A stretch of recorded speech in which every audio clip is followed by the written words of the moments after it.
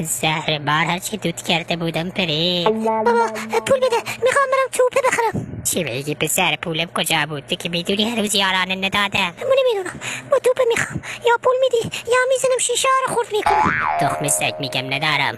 پول نداری؟ پول داری تریاک بخری بکشی بره هوا، بلی برا بچت که میرسی پول نداری؟ ای خار مادرم ثابتی، برو همون خروس مادر مرده رو بردار بازار بفروش، برا خودت توپه بخر. خروس دارم، خروس. من خروس منو بخرید، کمرش خیلی سفته، به هر مرغی چسیده، مرغ 5 تا تخم با هم زایده. آقا خروس منو بخر، جیر مادر بیا خروس منو بخر. چرا کسی خروس منو نمیخره؟ خستش. پسر بیا اینجا ببینم. با منی؟ بله با تو هم. شونا خروس تو چند میفروشی؟ خروسون 1000 تومن. بیا تو خروس تو نشون بده ببینم چه خروسی داری. همینجا ببین. نمیشه، شوهرم شکار که الان میاد، ما رو با هم ببینه برا تو بد میشه برا من. خب باش. خب زود باش خروستو نشونم بده. خروس میناش دیگه، چی نشونت بدم؟ احمق، این خروستو نمیگم، اون خروستو میگم. چی میگی؟ وای خاک تو سرم شد، شوهرم اومد. زود باش برو تو زیر زمین، زود باش. باش اومدم. تو اینجا چی کار میکنی؟ فکر کنم شوهرمه. جانم به قربانت، آمدم یک بوس خوشگلی از تو بگیرم و بروم. دلم برای آن لبای خوبت تنگ شده است. باشه فقط زود شوهرم میاد، زود بیا داخل. جانم به قربانت، دلم برای تنگ شده بود، بیا بقلم. خاک به سرم شد، شوهرم اومد. زود باش برو تو زیر زمین، زود باش. یا خدا، باشه رفتم. تو دیگر چه موجودی هستی؟ تو اینجا چی کار میکنی بچه؟ تو خودت کی هستی کلک؟ دوست پسری خانم میاره. صدایت رو بیار پایین، مگر میخوایی مرا بکشتن بدی؟ خروس منو بخر. چی؟ خروس تو این وضعیت به چه درد من میخوره آخه؟ من نمیدونم، باید خروس منو بخری، مگر نه داد میزنم. ساکت باشه، میخرم. چند؟ 50,000 تومن. چی؟ 50,000 تومن برای یک خروس مردنی؟ من نمیدونم، میل خودت، اگه نمیخری داد بزن. باشد میخرم. بیا اینم 50,000 تومن. سگ خور.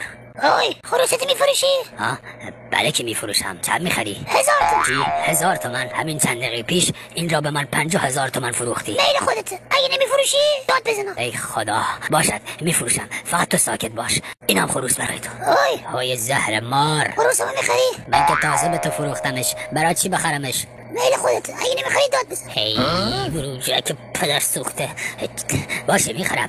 چند میفروشی؟ 100,000 تومن. چی؟ 100,000 تومن؟ پسر تو مگه؟ میل خودت، اگه نمیخری داد بزن. باشد میخرم. بیا اینم 100 تومن. ولی از اینجا که بیرون رفتم پوستت را میکنم. بابا ببین با پول خروس چی خریدم؟ پسر چی کار کردی؟ اینا چیه خریدی؟ خروس فروختم، اینا رو خریدم. چی؟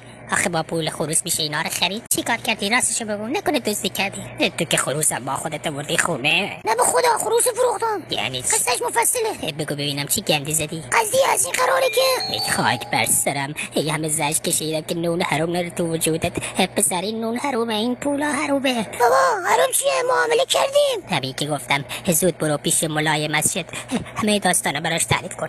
اگه اون بگه حلاله، اگه بگه حرومه، باید بری صاحبشو پیدا کنی و بهش پس بدی. بابا و زهر بر. زود. برادران عزیز، رابطه با نامحرم، آن هم زن شوهردار، گناهی است بزرگ و نابخشودنی که هر کس گرفتار شود، هم در این دنیا و هم در آن دنیا مورد عذاب الهی قرار خواهد گرفت. چه شما تخمس.